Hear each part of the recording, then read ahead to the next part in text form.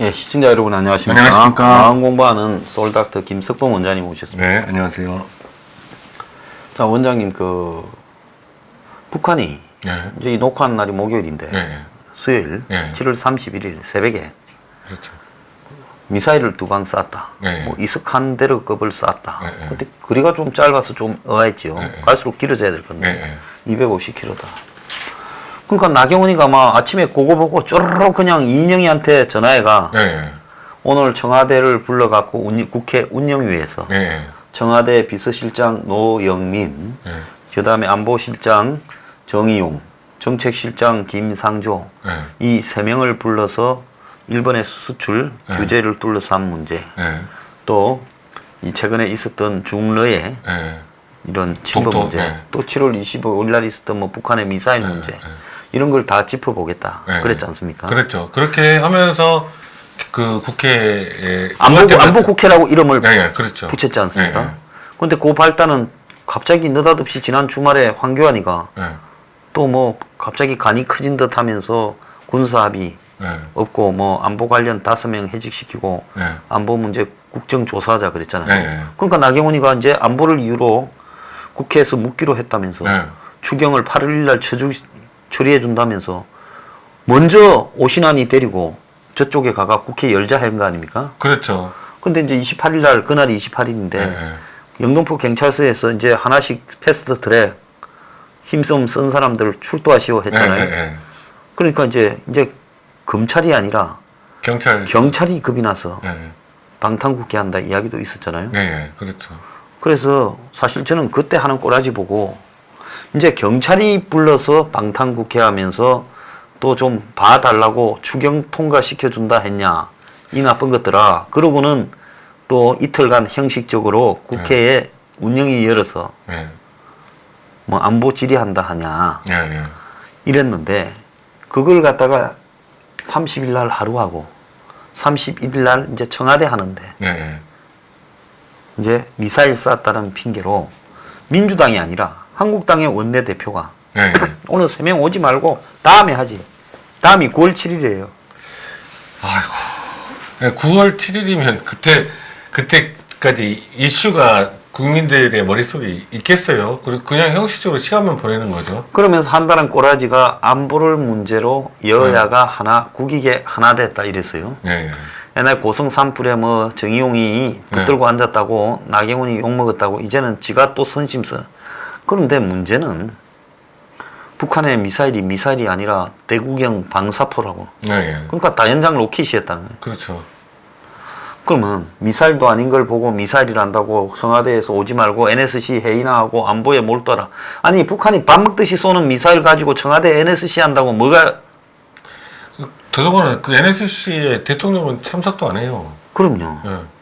그러니까 저는 이제 러시아 조기 경보기가 독도 영공을 침범했을 때 그때는 대통령이 NSC 참석할 줄 알았어요. 왜냐하면 그 국가를 형성하는 게 국민, 주권, 영토 아닙니까? 영공이라는 거는 영토인데 얼마나 영토를 다른 나라 비행기가 군사용 비행기가 침범을 한 거는 어마어마하게 중대한 사태인데 그 대통령이 거기에 참석을 안 한다는 걸 이해를 할 수가 없어요. 그런데 저는 나경원 원내대표도 이거는 진짜로 국가 안보를 생각해서 국회를 열려고 그런 건지 그 목적이 그렇게 해놓고 지금 하는 행동은 전혀 안보는 신경도 안 쓰는 거랑 똑같이 된 거잖아요. 그냥 이런 식으로 자유한국당 이러면 스스로 자멸의 길을 걷는 거죠. 지금 이렇게 하면. 그래서 보수 지지층이나 유권자들을 얼마나 우습게 하면 이 지랄을 하느냐. 네. 근데 오늘 보수 언론조차도 이런 내막들을 이 목요일 날 잘 보도를 안 했더라고요. 네. 그 국민 다수는 뭔 일이 벌어지는지도 잘 모를 거예요. 저는 지금 그 황 소장님한테 처음 듣는 이야기예요. 그리고 이제 이 녹화를 하는 목요일 날, 네. 8월 1일 날, 네. 오후 4시에 네. 막 이제 지금 다 됐습니다. 네. 통과시켜준다는 거예요, 추경. 7억 7조를. 네. 추경이 무슨 문재인 마음대로 쓰는 이게 주머니 쌈짓돈처럼. 그러면 추경 심의를 며칠 했느냐? 이틀하고 네. 통과시켜준다. 네, 네. 7조를 어떻게 이틀 안에 봐요? 본다는 건 말도 안 되는 이야기죠. 안 보고 네, 도장 찍어준다는 거 아닙니까? 네. 아니, 이것들이 야당입니까? 그러니까 야당이 야당 역할을 못 하고 있어요. 그러니까 추경 그 세세하게 다 그 살피려면 시간이 많이 여러 사람이 총동원해서 살펴야 될 텐데 네. 지금 추경 그리고 지금 과연 추경이 필요한가 하는 것부터 따져야 될 텐데 네. 아무튼 추경 제 생각에도 추경하고 그 59명인가 예. 그때 그 사건을 딜을 치지 않았을까 하는 예. 그 의심은 들어요. 예. 자, 그래서 전폭적으로 해주고 영등포는 나는 핑계라고 보고요. 예, 예. 지금 한국당 지도부가 여러 가지 지금 말하지 못하는 예. 덜비가 약점들이. 문한테 잡혀 있다. 예, 예. 지금 이번에 윤석열이가 서울중앙 1, 2, 3차장을 전부 특수통 싹 깔았지 않습니까? 예, 예. 그리고 이제 그 밑으로도 장관 이렇다기 특수통 예. 지가 데리고 쓰던 사람들로 쫙 포진해서 예. 지금 벌써 기업들에서는 이 어려운 와중에 또 다 더 틀어보려고 그러냐 하고 지금 돌면 소리가 나오고 있어요. 그런 네. 조사들만 예. 하던 사람들 다 깔았다는 거 아닙니까? 그러니까 공정 경제를 검찰총장이 공정 경제를 취임사에서 이야기하는 거 처음 봤어요. 뭐 토마스 프리드만 읽었다고 어쩌고 좌우간 웃기는 이야기인데 예, 예. 그런데 이 검찰총장이 공정을 말한다. 정말 아니 말이 안 되는 이야기예요. 더더구나 예, 예. 공정 경제를 우리 공정거래위원회도 있지 않습니까? 거기도 거의 준사법기관인데 이거 이제 청와대 안보실장이 하거나 공정거래위원장이 하는 이야기를 예. 이제 지가 하려고 그래요. 예. 참 기가 찬 이야기인데 이 윤석열이 시켜서 이제 기업 뒤져서 네. 총선 앞두고 기업 뒤지면 이제 기업하고 관계 있는 어떤 사람들이 등장하겠습니까? 정치인들이 등장하겠죠. 정치인들이 등장하겠죠. 네. 그러면 이제 어떻게 하겠습니까? 그 다음에는? 이제 거기에 걸겠죠. 예. 자, 그래서 꼼짝 마. 예. 이렇게 걸게 됩니다. 예. 그래서 이제 이 윤석열이가 자유시장 경제학파, 아까 제가 토마스를 했는데 토마스가 아니고 밀턴 프리드만 네, 했다. 밀턴 프리드만. 자유시장 경제 네. 부분을 갖다가 이렇게 하는 사람이죠. 그런데 이제 이 프리드만을 읽었다면서 윤석열이가 그래 말을 했는데 저희 네. 청문회 앞두고요. 예. 실제로 윤석열은 그건 다 쇼고 윤석열이 저 될 때 그 윤석열이 처가 쪽을 간단히 뒤졌어야 되는데 지금 그 뒤에 돌아다니는 이야기들 들었습니까? 아니 그 전에 들었던 이야기도 있어요. 근데 네.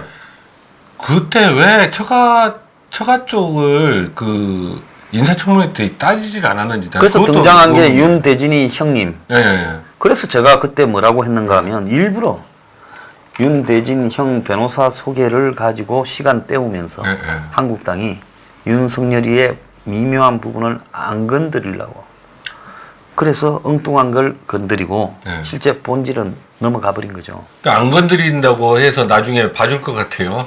그 이후에 지금 돌아다니는 이야기들이 가관입니다. 거의 뭐 별 진짜 희한한 이야기들까지 네, 네. 나오고 있는데 예. 제가 들은 이야기도 그런 이야기. 예, 그런데 이런 지금 윤석열이가 이제 손 다 보겠다고 사실상 이야기하는 거고 예. 그러면 지금 윤석열과 조국이 이제 또 법무장관 와서 서로 맞춰가지고 예. 이제 피바다를 한번 일으키면 예. 제2의 이제 의원들을 겨냥해서 네, 네. 총선을 앞두고 예. 총선이 정상으로 되겠습니까? 지금 이게 지금 반일 광풍이라든지 이런 거 보면 예. 우리가 예측하고 있듯이 김정은이가 내년 3월이나 4월 초에 서울을 온다든지 하는 거하고 반일 광풍 이 두 가지만 해도 어마어마한 위력으로 작동될 텐데 지금 자유한국당이 제정신 못 차리고 있어서 거기다가 지금 이제 공안 정치까지 강화시킬 거 아닙니까? 윤석열이가 취임사에서 모든 사람에게 풍요와 희망을 선사해야 할 시장기구가 경제적 강자의 농단에 의해 건강과 활력을 잃지 않도록 하는 것이 우리 헌법체제의 본질이다. 이렇게 말을 했어요.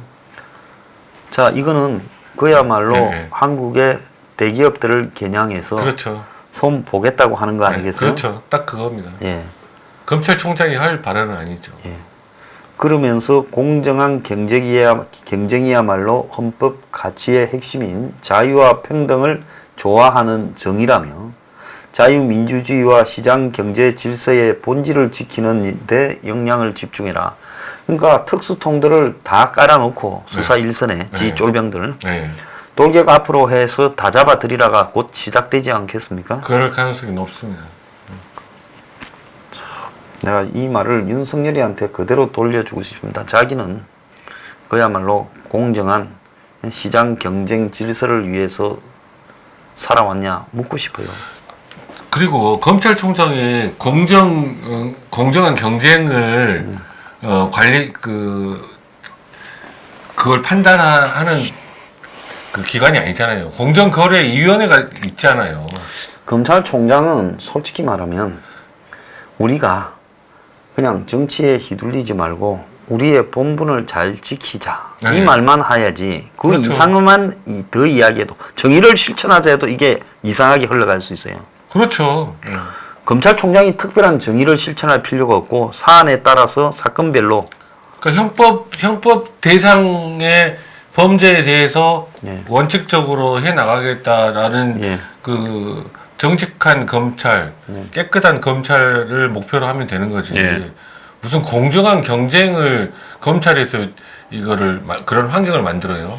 그러니까 검찰총장이 공정한 경쟁 이래서 하면 그 뒤부터는 다 두들겨 잡겠다는 이야기 아니겠어요? 그렇죠. 그러면 이제 자기 정권의 마음에 안 드는 대기업들은 이제 다 어떻게든 잡혀 들어가겠죠. 그리고 이제 대기업이 잡혀가면 그 다음에는 이제 준거 불 거 아닙니까? 네. 그럼 그렇죠. 누구 준거 불겠어요?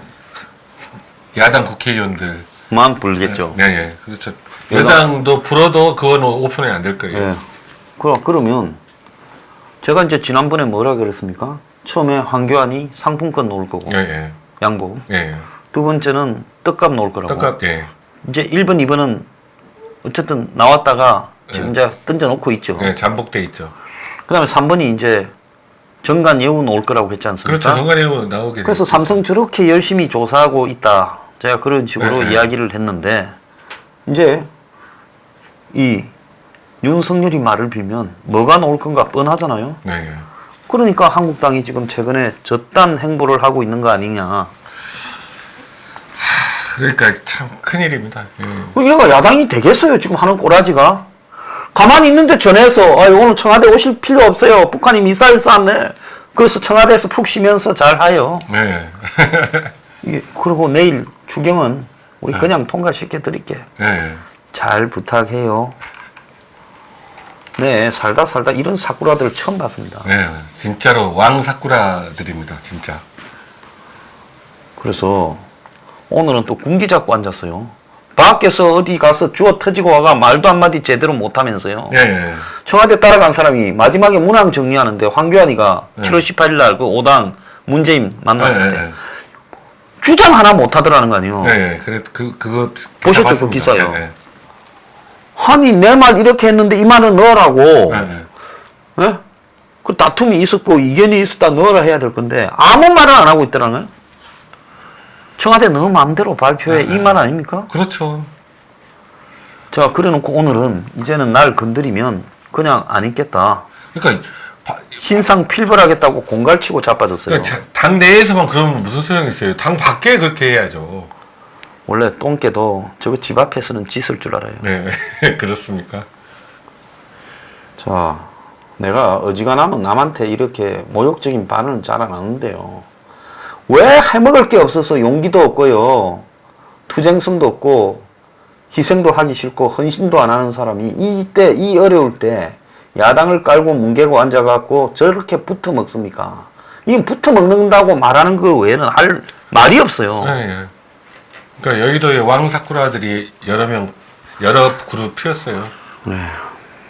자, 그리고 원격으로 이야기를 좀 해야 되겠네요. 네, 네. 지난번에 문재인이가 거북했지 부산에 가갖고 네, 네, 도지사들 만났을 때 네. 뭐 한 5가지 혁신 이야기하면서 네. 원격을 또 그때 이야기를 했죠. 네. 그래서 뭐 겉으로는 강원도를 혁신 뭐 지구로 해서 강원도가 네. 산간 지역이 많으니까 원격으로 한다는데 네. 저렇게 달라들고 또 원격 의료 관련 네. 그 의료기기나 이런 부분도 또 혁신으로 넣었죠. 네, 그렇죠. 뭔가 지금 꿍꿍이가 진행되고 있는 것 같아요. 확실하게 있습니다. 이게 그 원래 중소기업 그 박영선 장관 그쪽 중소기업 네, 정가요? 부, 지금 예. 중소기업부에서 그거를 강하게 집어넣었다고 그러거든요. 예. 보건복지부랑 제대로 된 논의도 없는 상태에서 진행을 했는데 뭔가 꿍꿍이가 확실히 있어 보이고 그리고 제가 강원도에 계신 분들한테 이야기를 물어봤더니 그 원격으로 할 만한 오지는 별로 없다고 그러네요. 그렇죠. 생각보다. 그리고 실제로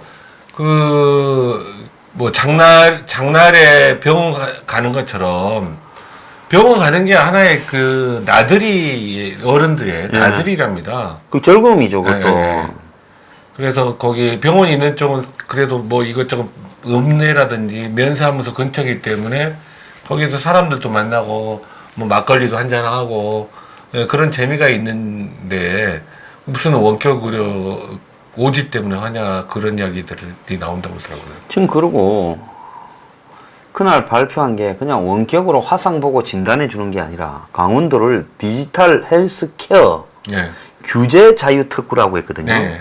그냥 내가 환자고 의사분이면 네. 뭐 화상으로 보고 네. 뭐 어떠냐, 뭐 심박은 어떠냐, 혈압은 어떠냐 묻고 뭐 약 보내겠다 이러는 거 아니에요. 그런데 그게 아니라 지금 사람들이 잘 모르는데 디지털 헬스케어 기계를 그 환자 집에 기계를 설치한대요. 그래서 그게 규제 자유 특구 지금은 못하게 돼 있는 네. 병원에만 있어야 될 기계를 네. 환자 집에 갖다 놓는 거를 강원도에서는 지금 풀어주겠다 이 말 아닙니까? 그럴 가능성이 있습니다. 그래서 도단위 전체를 상대로 의료기기를 갖다가 그야말로 이제 환자 집에 갖다 놓는 부분을 옮겨서 지금 처음 시작은 300명, 예. 그러니까 300명을 대상으로 시작을 한대요. 근데 어떻게 확대가 될지는 지금 이제 그때 문재인 대통령이 이야기한 내용을 보면 이게 처음에 이렇게 해가지고 서브스를 했는데 확대를 하겠다. 확대를 하게 되면 노인들이 저비용으로 효율적인 진료를 받을 수 있다. 그 이야기까지 했거든요. 그러니까 확대할 의향도 확실하게 있는 것 같고. 그래서 의사협회하고도 전혀 이야기를 안 전혀 안 했고 했죠. 그 다음에 도대체 강원도에서 하려는 게 미충적 필수 의료를 강화하겠다는 건지 의료 접근이 어려운 부분에 아니면 원격 의료를 갖다가 이제 강원도에서 밀어붙여서 이제 강원도부터 실시하겠다는 건지 아니면 지금 뭔가 지금 이런 의료기기 의료 시스템과 관련 있는 대기업 물건들을 이제 기존의 법에서 규제하고 있는 부분을 다 풀어줘서 이제 강원도부터 시작해서 원래 그렇게 하잖아요. 그렇죠. 항상 그 시범 사업이라든지 뭐 규제를 그쪽만 풀어가지고 제한적으로 푼다 해가지고 그걸 이제 나중에 확대하기 위한 준비 작업이죠. 예.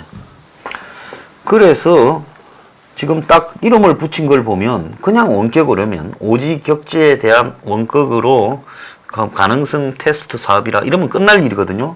근데 제목이 붙은 게 그게 훨씬 아니라 가능해요. 제목은. 디지털 헬스케어 규제 자유 특구라. 그러니까 강원도 전체를 대상으로 우리가 규제 완화, 규제 자유 특구, 규제 완화잖아요.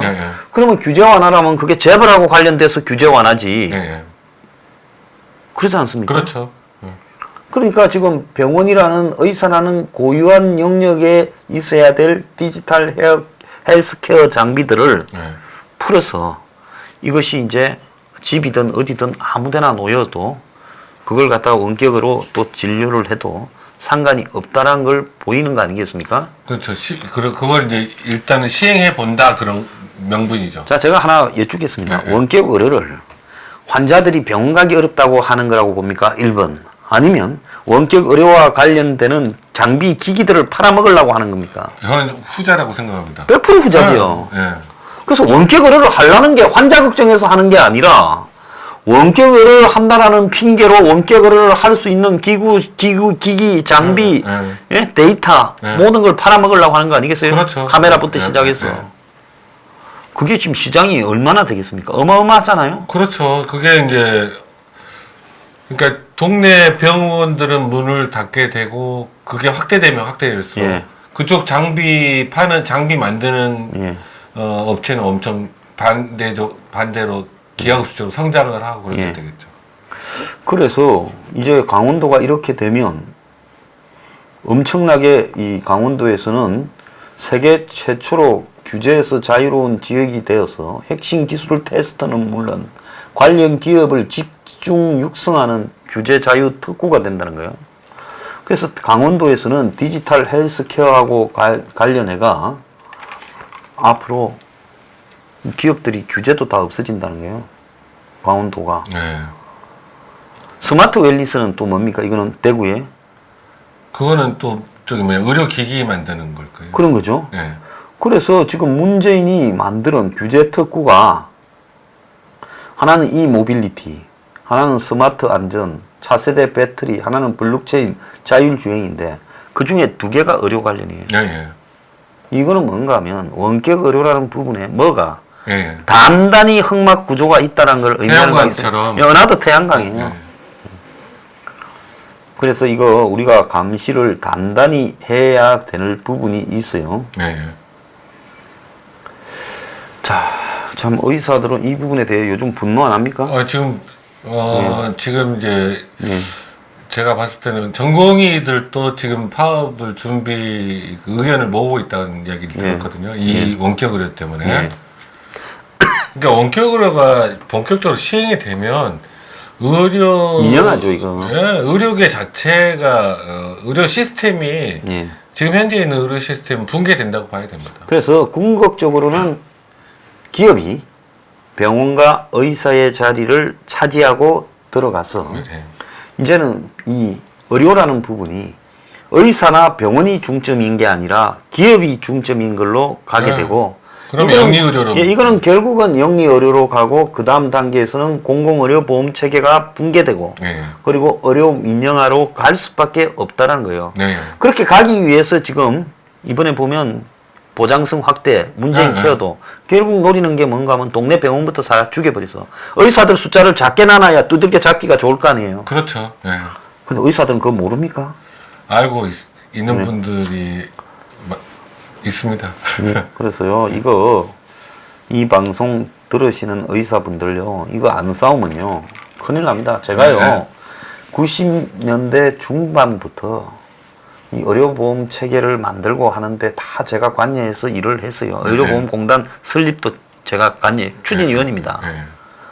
그게 설립위원이에요. 그럼 뭔가 하면 그 이후로 흘러왔던 흐름이나 논리들이 어떻게 전개됐는가를 의사분들은 그때 상황만 보고 알지만은 저는 흐름을 다 보고 네. 깨뚫고 있지 않습니까? 네. 그렇게 봤을 때 이것들은 지금 대기업들을 의료 분야에 대대적으로 참여시켜가지고 네. 지금 기업들이 요즘 돈이 되는 게 별로 없지 않습니까? 그러니까 삼성도 바이오 거기에다가 엄청 예, 그 해외에서도 반도체도 깨지고 뭐 네. 스마트폰 그러니까 지금 하려는 게 뭔가 하면 국내에 이제 네. 점점 고령화는 진행되지요. 이러니까 이 사업에 네. 집중적으로 뛰어들어서 완전히 그냥 뭡니까 캐시카우, 예, 예, 응? 맞습니다. 현금 떨어지는 황금소를 키우겠다 이거 아니겠어요? 그렇죠. 예. 그래서 정신 똑바로 차려야 된다. 제가 그 서민 포퓰리즘 15조에 원격으로도 반대한다고 예, 예. 명시를 했는데요. 예. 진짜 나중에 때 늦기 전에 정신 투쟁을 강력하게 해야 됩니다. 의사들이. 정신 차리고 그리고 우리 국민들도 그 원격 의료 반대 투쟁하는 거에 대해서는 많은 지지를 부탁드립니다. 예, 우리 앵그리 블루도요. 이 좀 열심히 안 싸우는 의사분들이 좀 괘씸하기는 하지만은 나중에 국민들이 손해기 때문에 이 문제에 대해서 우리가 중요한 과제로서 싸워 나가야 된다 이런 생각이 들고요. 네. 이러니까 저 의사들 또 두들겨 잡으려 그러는가 의료계 갑질 건절한다고 또 난리를 치고 있네요. 네, 그건 전번에 그 직장 괴롭힘 방지 법인가 그게 제출 통과돼 있지 않았나요? 예. 그거랑 같은 맥락에서 벌어지고 있는 것 같은데 이제 특히 이제 그 병원 내 간호사들 사이의 괴롭힘 또 그 의사 교수가 그 전공이 인턴 레지던트들 괴롭힘 뭐 이런 문제들 때문에 그런 게 이제 뉴스에 여러 차례 보도가 되면서 이게 이제 공론화되고 있는 것 같아요. 근데 이제 문제는 이제 그런 문화가 있으면 문화는 그 자체적으로 바꿔 나가야지 왜 지금까지 못 바꿨는지 모르지만 서서히 좋아질 거라는 생각을 합니다. 예. 예. 근데 많이 지금도 나는 지금도 그럴까 그 생각이 들 정도인데 요즘도 그런다고 그러더라고요. 예.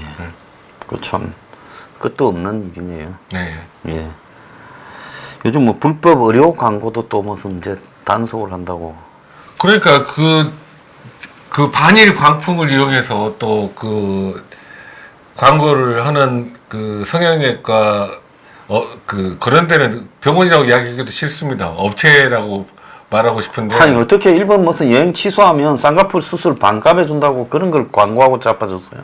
그러니까요. 일본 여행 취소를 하면 뭐 어떤 혜택을 돈을 싸게 해주겠다. 이런 거는 너무 심한 것 같아요. 다른 말로 하면 뭔가 하면 평소에는 우리가 2배로 바가지 세웠습니다 이런 거거나 아니면 그 이야기죠. 현금 갖고 오면 반값 해줍니다 이런 소리하고 똑같은 거예요. 똑같은 이야기죠. 어떻게 아무리 성형외과가 비보험이라고 해도 장사하는 것처럼 의료가 되면 안 되거든요. 예, 그럼요. 네. 자, 부끄러운 줄을 좀 아시길 바랍니다. 원장님 오늘 네. 이렇게 출연해 주셔서 감사합니다. 네. 자, 마치겠습니다. 네. 주말 편안하게 보내십시오. 감사합니다.